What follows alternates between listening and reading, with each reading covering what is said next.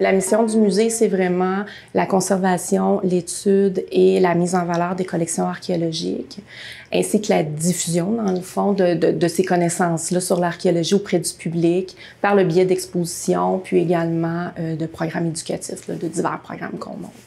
Pourquoi on l'a parti, c'est que,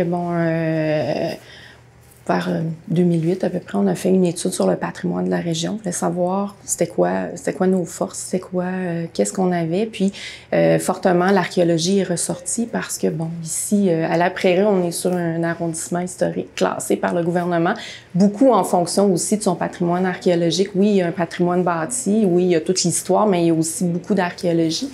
Et il y avait eu quand même une école de fouilles pendant 4 ans de l'Université Laval ici, donc on a eu beaucoup d'artefacts qui ont ressorti de cette école de fouilles-là, et tout était envoyé à Québec. Puis à ce moment-là, à l'époque, la mairesse de la Prairie avait un désir, si on veut, de voir son patrimoine archéologique revenir ici, mais on s'est rendu compte que le patrimoine archéologique, c'était pas juste à la Prairie, c'était sur l'ensemble du territoire de Roussillon. Donc, on a emmené le projet de façon régionale. Puis, les élus ont décidé d'aller de l'avant, de rapatrier tout ça ici. On avait un lieu qui s'est libéré, qui appartenait à la MRC, qui était dans l'arrondissement historique. Fait que des fois, les planètes s'alignent aussi pour que les choses aient lieu.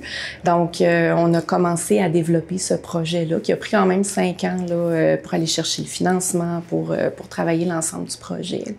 Mais pour moi, l'archéologie, en fait, en tant que métier, j'aurais pas pu faire autre chose que ça. Quand j'étais enfant, mes intérêts, c'était l'histoire, c'était les peuples autochtones, les technologies anciennes. C'était être dans la nature, donc c'était les sciences. Donc l'archéologie, c'est tout ça. L'archéologie, ça fait appel à toutes ces choses-là. Donc c'était le domaine parfait pour moi. Donc c'est une science humaine qui s'intéresse au passé de l'humanité, mais en fait, il s'intéresse aux humains. Là.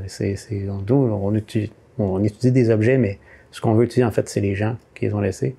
Puis c'est ça qui est intéressant. Donc ça nous ouvre une porte sur le passé. Puis ça, il y a pas d'autre métier qui peut faire ça par l'archéologie. C'est un thrill là, qui est assez spécial. Donc, je suis content d'avoir choisi ce milieu parce que justement, donc c'est ça, je peux goûter à ça là, au quotidien. Donc, c'est pas mal ça qui m'a amené à ça, puis qui me fait approfondir ma passion pour en faire un métier, dans le fond.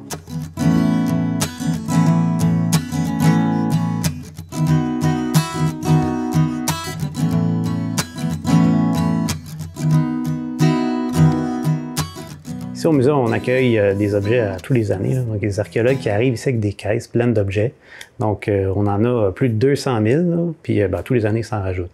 C'est tous des objets qui sont trouvés par les archéologues qui creusent dans le sol, soit dans le cadre de projets d'aménagement. Par exemple, il y a une ville, que ce soit Saint-Constant, que ce soit Châteauguay, peu importe, donc ils vont faire des travaux d'aqueduc, par exemple, ou des réfections d'une rue. Souvent, ils vont appeler les archéologues. Et là, les archéologues vont creuser, puis s'ils trouvent des choses, au lieu que ça soit démoli par la machinerie, ça va être sauvegardé. On prend tout en note où on a trouvé ça, puis tout ça. Donc, puis, ils vont emmener ça ici. C'est souvent des firmes privées qui nous amènent ça. Il y a aussi des universités qui vont faire des recherches, comme sur l'île Saint-Médard, pendant plusieurs années, il y avait une école de fouilles. Donc, eux aussi, donc tout ce qu'ils vont trouver comme objet, ils vont l'amener ici. Puis bien sûr, il y a le musée aussi. Nous, on fait un petit peu de recherche de terrain. Le plus important, c'est avec les citoyens, donc avec le public. Par exemple, on a été à la Prairie, on a été à Sainte-Catherine, on a été aussi à Candiac, puis on pense aller peut-être à Mercier ou à Léry prochainement. Donc, on est en train de regarder ça. Donc, le musée reçoit des objets, mais le musée aussi fait ses propres recherches de terrain. On reçoit tous ces objets-là pour 2 raisons. Premièrement, pour pouvoir en faire profiter les gens, pouvoir les exposer, donc les présenter, on les met même sur le web, donc on prend des photos. Puis aussi pour que les chercheurs universitaires puissent les étudier, pour nous en apprendre plus sur notre passé. Donc, s'il n'y a pas de recherche, on ne pourra pas approfondir nos connaissances. Mais il y a tout un processus du moment où un archéologue m'amène une caisse pleine, une boîte de carton pleine d'objets, jusqu'à se rendre à l'exposition ou autre, là, il y a énormément de travail entre ces deux choses, entre ces 2 étapes-là.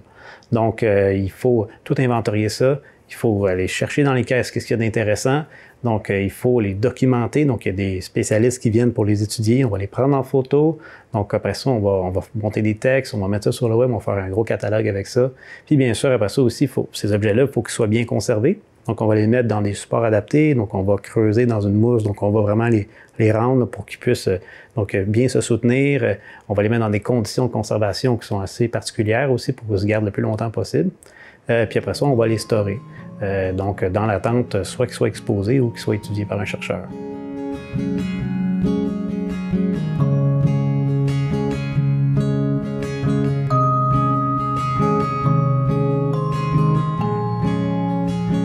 Il n'y a pas l'accès, nos citoyens n'ont pas du tout accès à leur patrimoine. On aimerait ça, que ce patrimoine-là soit rapatrié chez nous. Puis on s'est rendu compte que, bien, c'est ça, il y en avait beaucoup. Le potentiel était très fort sur le territoire de Roussillon. Puis on l'a vu parce que quelques années plus tard, bien, il y a eu l'école de fouilles du côté de l'île Saint-Bernard à Châteauguay pendant 5 ans, où là encore, les collections sont très riches. Puis non, c'est ça.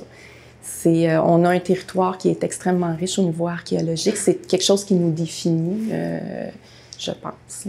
Souvent, on pense que c'est quelque chose qui se passe ailleurs.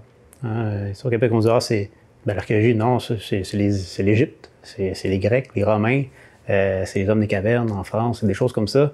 Donc, on ne pense pas qu'il y en a ici. Il y en a énormément, en fait. Il y a du patrimoine archéologique partout, dont dans la région de Roussillon.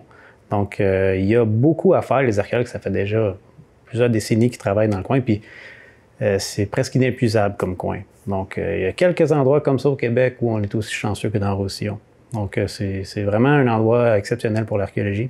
Et il y a beaucoup d'histoire ici. Puis il y a de la préhistoire aussi. Donc, avant l'arrivée des Européens ici, il y a pratiquement 5000 ans d'histoire et peut-être même plus. Donc puis il s'en est passé des choses dans ces périodes-là. On comprend encore mal, mais il s'en est passé beaucoup. Donc, puis bien sûr, toute la période historique, l'arrivée des Français, après ça des Britanniques et autres, donc jusqu'à aujourd'hui.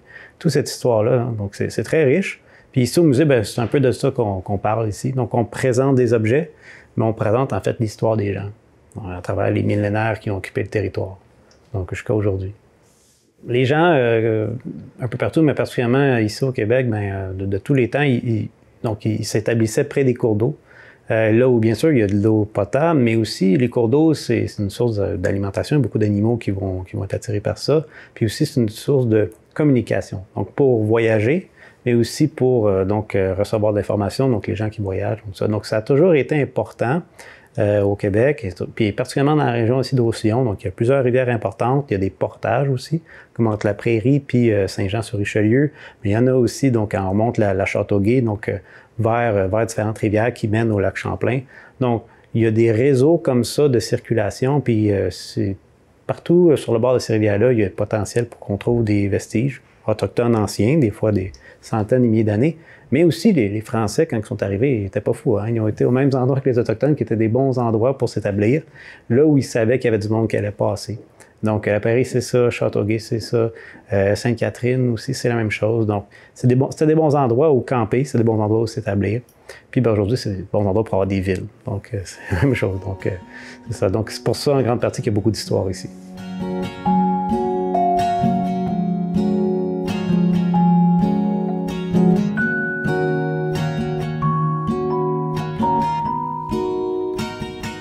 Bien, c'est devenu un peu, ça fait partie de notre image là, de territoire. Je pense que c'est devenu quelque chose qui... les gens ont pris conscience de cette richesse-là, puis maintenant, ça nous permet là, de travailler à développer ce créneau-là, mais qui est un peu notre identité en même temps là, au niveau culturel sur le territoire. On offre 4 ateliers scolaires pour les premiers cycles et deuxième cycle du primaire, mais cette année, ce qui est intéressant, c'est qu'on a développé un nouveau projet qui est un archéologue en classe. Donc, on a un archéologue qui se déplace en classe pour aller rencontrer les étudiants. Donc, c'est une nouvelle offre qu'on a pu faire cette année, puis on est assez content du résultat. L'archéologie, c'est un peu comme l'histoire, c'est un peu comme l'anthropologie aussi. Donc, on étudie les humains, on étudie l'histoire, mais on étudie ça via des restes qui ont été déposés, des vestiges, soit des restes de bâtiments, par exemple, ou des objets qui ont été brisés, qui ont été jetés. Donc, c'est comme ça qu'on réussit à reconstituer le fait des événements. C'est un peu comme un inspecteur de police qui regarderait donc sur une scène de crime, il regarde les objets qui sont laissés, il regarde des traces. Donc, c'est un peu la même chose. Donc, où ils sont dans l'espace, nous, tout ça, ça nous intéresse. C'est la même chose. On reconstitue qu'est-ce qui s'est passé à un endroit donné à différents moments. Donc, on reconstitue la petite histoire d'un site. Donc, puis avec ça, on peut, dans le fond, reconstituer, dresser un portrait de toute cette partie d'humanité-là qui s'est exprimée à un endroit donné, que ce soit à Châteauguay, à la Prairie, un peu partout, en fait, partout dans le monde, ça s'applique. Donc, puis tout ça, c'est inédit. Chaque petite portion de cette humanité-là, chaque ensemble d'objets qui a été laissé, puis qui a une histoire à raconter, mais c'est unique. Donc, nous, on en a déjà partout, là, les archéologues. Puis c'est ça. Donc, mais c'est via les objets qu'on va pouvoir réussir à décoder. On va lire ces objets-là, on va lire donc les vestiges, puis on va essayer de décoder qu'est-ce qui s'est passé. Donc, puis souvent, on a des belles surprises.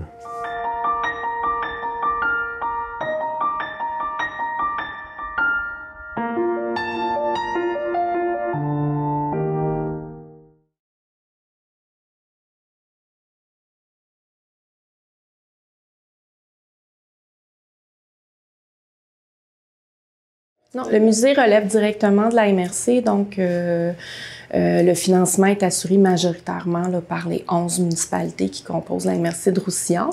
Mais également, c'est sûr là, que nous, on fonctionne comme toutes les institutions muséales, donc on va chercher des subventions gouvernementales qui nous permettent de réaliser des projets, autant pour la conservation des artefacts que pour le volet de diffusion grand public.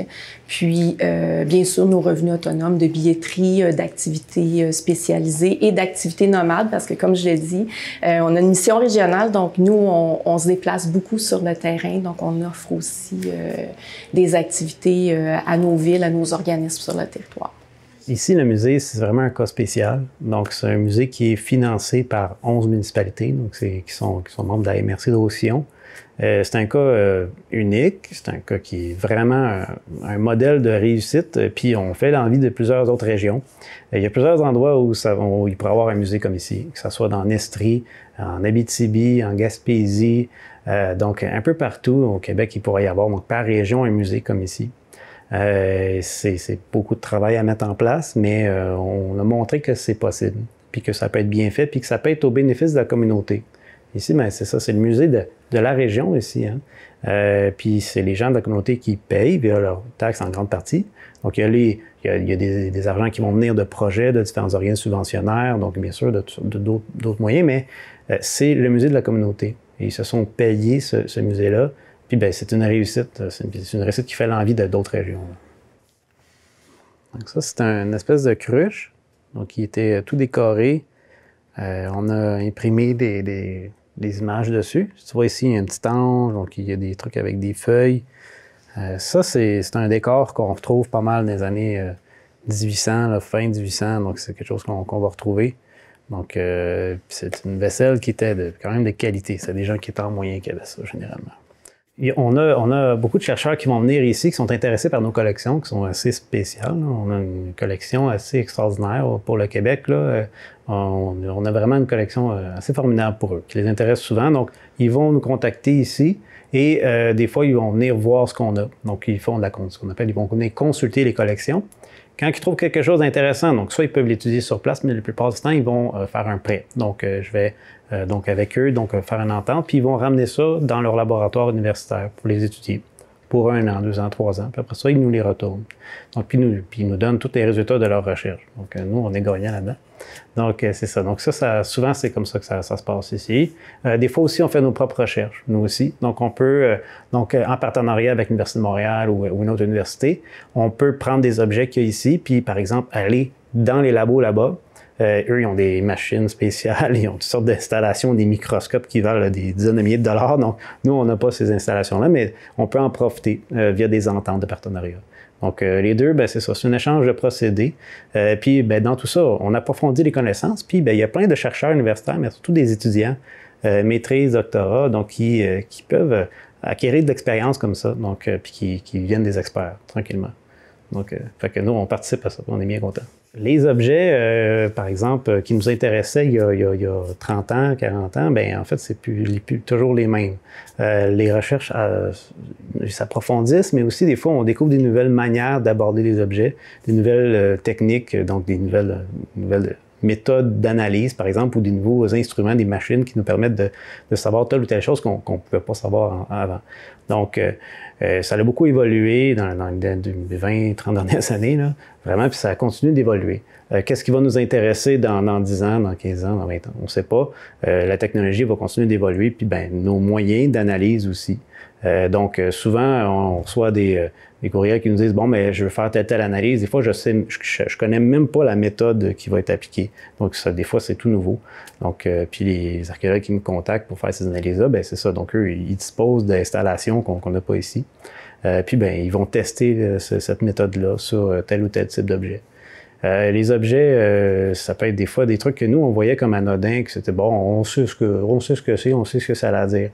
Mais des fois, ils nous amènent une nouvelle méthode, puis là, ça permet d'aller beaucoup plus loin, puis de découvrir des choses surprenantes. Des fois, on peut un peu changer des bouts de l'histoire avec une analyse qui est, on dit, spécialisée comme ça, avec des nouvelles techniques, des nouvelles méthodes.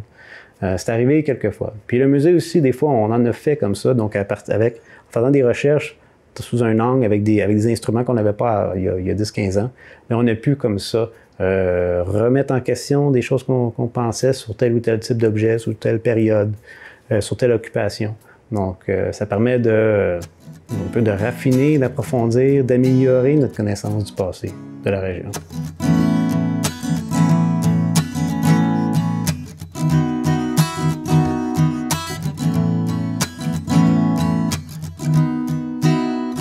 Il y a différents musées aussi qui traitent de l'archéologie, mais nous, à tout le moins, notre vision à court terme, c'est vraiment d'essayer de se positionner d'abord en Montérégie. Là, je pense qu'on a une institution, on a développé une expertise aussi au niveau de la gestion des collections. On sait qu'il y a d'autres municipalités qui ont des besoins. Donc, on veut regarder les possibilités de pouvoir exporter cette expertise-là qu'on a développée dans les dernières années pour d'autres municipalités là, qui voudraient vraiment mettre en valeur aussi leur patrimoine archéologique, là, parce qu'il y a des richesses beaucoup en Montérégie à ce niveau-là. Ben, j'ai pas mal abordé les trucs les plus importants, les affaires dont on peut dire là, on est le plus fiers ici. Là, on est abouti, là, on a travaillé fort, on est en chantier longtemps, mais là vraiment, c'est la réserve ici, elle est aboutie. Puis on commence déjà à penser à la prochaine étape. On commence déjà à penser OK, là, on a réussi tout ça. On a fait un exemple, un modèle de réussite. Qu'est-ce qu'on fait après? Donc, déjà, on est en train de réfléchir à ça. Donc, on est en train d'évaluer c'est quoi nos options. Puis, c'est ça. Sûrement, les gens vont avoir des surprises dans quelques années. On a des très bonnes idées. On pense qu'on a un bel avenir devant nous. Ce qu'on veut faire dans les prochaines années, mais c'est sûr que, comme on l'a dit à plusieurs reprises, tout le travail qu'on peut faire de diffusion passe par la recherche sur nos collections, la documentation. Donc, c'est sûr qu'on veut poursuivre ce travail-là, mais aussi continuer à développer nos liens. On a déjà des liens avec les universités, mais les développer encore plus. Puis, faire participer nos citoyens aussi à la recherche. On a commencé cet été avec les fouilles archéologiques qu'on a fait dans 2 municipalités de la MRC. Donc, on veut poursuivre cette campagne de fouilles-là qui permet vraiment aux citoyens de participer aux recherches que le musée fait. Là. On a 200 000 objets ici, 200 000 objets qui sont là présentement, mais bien, à tous les années, les archéologues nous amènent des caisses. Un jour, on va manquer d'espace à un moment donné. Donc, c'est sûr et certain. Donc, on commence déjà à réfléchir à ça. Qu'est-ce qu'on va faire avec ça? Peut-être agrandir, peut-être donc aller dans un truc plus grand. Donc, on est en train d'évaluer ça. Puis, ben il y a il y a les villes qui, bien sûr, sont intéressées du territoire, mais il y a peut-être des voisins aussi qui voudraient donc profiter d'une réserve comme ici. Donc, on est en train de regarder ça un peu. Donc, voir qu'est-ce qu'on peut faire. Puis, ben c'est ça. Mais juste pour la région de Roussillon, il va falloir trouver une solution à moyen terme d'ici quelques années. Donc, pourquoi pas regarder pour nos voisins aussi.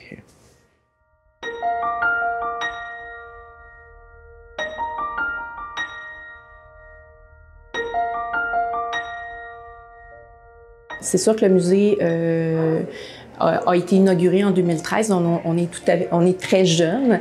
On a fêté les 6 ans là, du musée en septembre dernier. Donc, c'est sûr que le travail des dernières années, ça a été vraiment de structurer vraiment l'organisation, donc rapatriement justement des collections archéologiques qui étaient toutes à Québec, aménagement de la réserve, puis documentation là, des collections.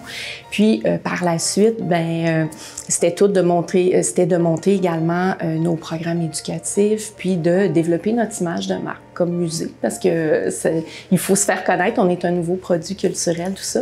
Et puis, on était très contents parce que cette année, on a été un peu récompensés par tous ces efforts-là. Le ministère de la Culture nous a accordé l'agrément. Donc, l'agrément par le ministère de la Culture, c'est une reconnaissance gouvernementale, mais c'est aussi un saut de qualité pour une institution muséale parce que ça reconnaît nos pratiques, en fait, au niveau de la muséologie, au niveau de la protection du patrimoine et aussi au niveau de sa mise en valeur. Au Québec, il y a à peu près 200 archéologues qui sont actifs. La plupart travaillent pour des firmes privées. Donc, quand il y a des travaux de canalisation et autres dans des villes ou sur des projets de barrage hydroélectrique, ils vont aller là. Donc, ils vont intervenir là pour essayer de sauver une partie de notre patrimoine collectif. Mais il y a des fois un petit peu d'archéologues dans certaines villes, des grandes villes. Il y en a un petit peu au gouvernement du Québec. Il y en a à Parc Canada. Mais sinon, c'est une poignée d'archéologues qui peut avoir des postes, on peut dire temps plein, là, pour des organismes, soit donc municipaux ou autres gouvernementaux. Moi, je suis très chanceux ici, donc je travaille pour la MRC de Roussillon. Donc, puis, je suis ici depuis 6 ans. Puis, c'est ça. Donc, c'est merveilleux. Moi, c'est le meilleur poste que je pouvais rêver, là. C'est super, là, ce que j'ai ici, là. Puis, j'espère être ici encore un bout. Il y a beaucoup de travail encore. Puis, c'est ça. Donc, ça va bien le musée. Donc, d'après moi, on en a encore pour des années à travailler ici, là.